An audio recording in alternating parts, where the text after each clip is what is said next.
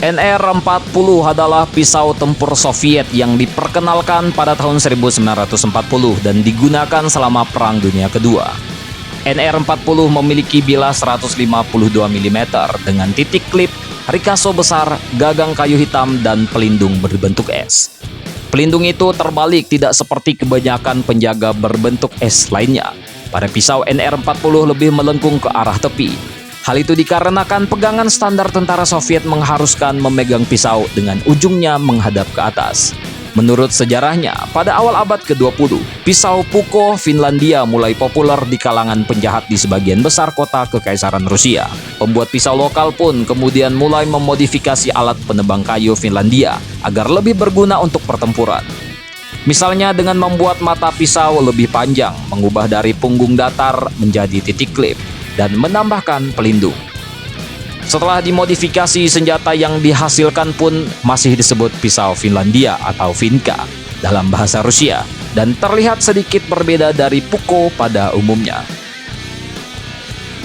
Pisau Finlandia ada di mana-mana di dunia kriminal Kekaisaran Rusia dan Uni Soviet sepanjang paruh pertama abad ke-20. Karena hal tersebut, asosiasi kriminal di Soviet pun membuat peraturan bahwa pisau Finlandia dilarang di Uni Soviet pada tahun 1930-an. Pada saat perang musim dingin terjadi banyak hal yang mengungkapkan sejumlah kekurangan dalam persenjataan Soviet. Di antaranya adalah infanteri Soviet kekurangan pisau tempur yang bagus. Akibatnya pada tahun 1940 Angkatan Darat Soviet mengadopsi NR-40. Pada dasarnya pembuatan NR-40 ini versi produksi massal dari Finka, senjata gangster Kekaisaran Rusia. NR-40 sebagian besar diproduksi di pabrik ZIK di Zlatoust, Ural. Setelah Korps Tank Sukarelawan Ural dibentuk pada tahun 1943, semua prajurit dan perwiranya diberikan edisi khusus NR-40 atau yang juga dikenal sebagai divisi pisau hitam.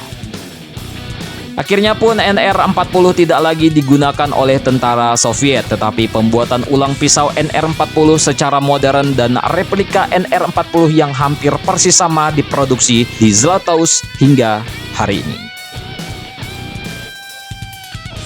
Tentang ini bagaimana menurut kalian, coy?